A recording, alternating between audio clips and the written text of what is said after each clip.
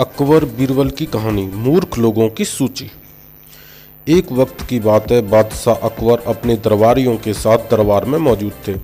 तभी उनके मन में एक बात आती है। बादशाह बोलते हैं कि मेरे आसपास हमेशा बुद्धिमान लोग रहते हैं और मैं उनके बीच रहकर बोर हो गया हूँ। मैंने फैसला किया है कि मुझे कुछ मूर्ख व्यक्तियों से मिलना चाहिए। अकबर बीरबल से कहते हैं, तुमने हमेशा हमारी मदद अपने ज्ञान और चतुराई से की है। हम चाहते हैं कि इस बार भी तुम ऐसा ही कुछ करो और हमारे लिए 6 मूर्ख व्यक्ति ढूंढ कर ले आओ।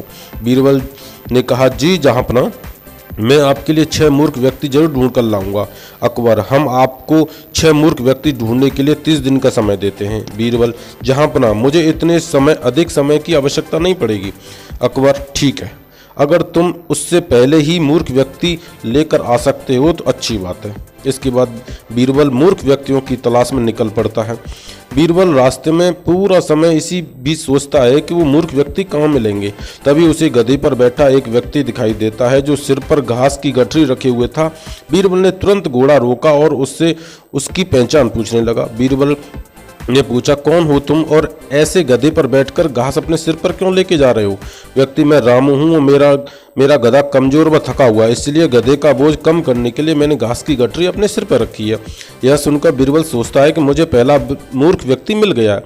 फिर बीरबल उससे कहता है कि तुम जानवरों के बारे में इतना सोचते हो, इसलिए मैं तुम्हें बादशाह अकबर से इनाम दिलवाऊंगा। यह कहकर बीरबल उस व्यक्ति को अपने साथ चलने के लिए कहता है। इनाम की बात सुनकर रामू बीरबल की बात को सुन लेता है।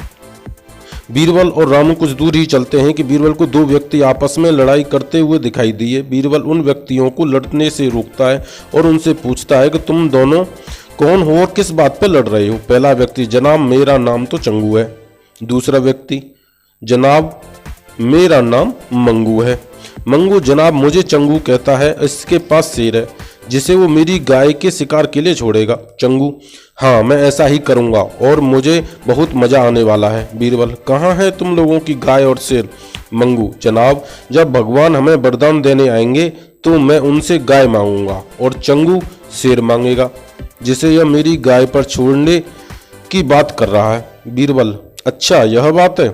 उनकी बातें सुनकर बीरबल समझ गया कि उन्हें 2 और मूर्ख व्यक्ति मिल गए हैं। बीरबल इनाम की बात कहकर उन्हें भी अपने साथ ले लेता है। उन तीनों को लेकर बीरबल अपने घर पहुंचता है और फिर सोचने लगा कि बाकी के मूर्ख व्यक्ति कहां से ढूंढ कर लाऊं। बीरबल उन तीनों मूर्खों को अपने घर में ही रहने के लिए कहकर बाहर चला जाता है। जब बीरबल और मूर्ख लोगों को ढूंढने के लिए बाहर जाता है तो उसे एक व्यक्ति दिखाई देता है जो कुछ ढूंढता रहता है। बीरबल उसके पास जाकर पूछता है कि आप क्या ढूंढ रहे हैं? व्यक्ति, जनाब मेरी अंगूठी कहीं गिर गई है जिसे मैं काफी समय से खोज रहा हूं लेकिन मुझे नहीं मिल रही है। बीरबल, क्या आपको पता है कि अंगूठी कहाँ गिरी थी? व्यक्ति, दरअसल मेरी अंगूठी यहां से दूर उस पेड़ के पास गिरी थी लेकिन वहां अंधेरा होने के कारण मैं यहां उसे ढूंढ रहा हूं। बीरबल, अच्छा यह बात है, आप कल हमारे साथ बादशाह के दरबार में चलो। मैं बादशाह अकबर से आपको दूसरी अंगूठी देने के लिए कहूँगा। व्यक्ति कहता है, अच्छा ठीक है। फिर खुश होकर वो चला जाता है। अगले दिन सुबह बीरबल दरबार में उन 4 मूर्खों को लेकर पहुंचता है। बीरबल, बादशाह अकबर से, मैं आपके लिए अनुसार मूर्ख व्यक्तियों को ढूंढ कर ले आया हूँ।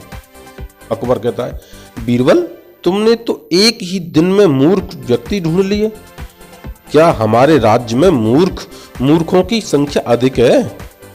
और तुम यकीन के साथ कैसे कह सकती हो कि यह व्यक्ति मूर्ख हैं? बीरबल ने बादशाह से सारी बातें बताई।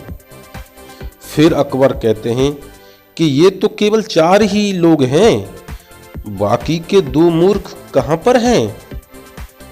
तब बीरबल कहते हैं, जापना यहाँ पर 6 मूर्ख व्यक्ति हैं। अकबर, यहाँ कहाँ हैं और कौन है, हमें भी बताओ। बीरबल कहते हैं, जहाँपना एक तो मैं स्वयं हूँ। अकबर, तुम मूर्ख कैसे हो? बीरबल, मैं इसलिए मूर्ख हूँ क्योंकि मैं इन मूर्खों को खोज कर लाया हूँ।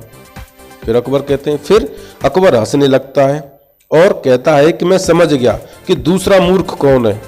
पर मैं तुमसे सुनना चाहता हूँ।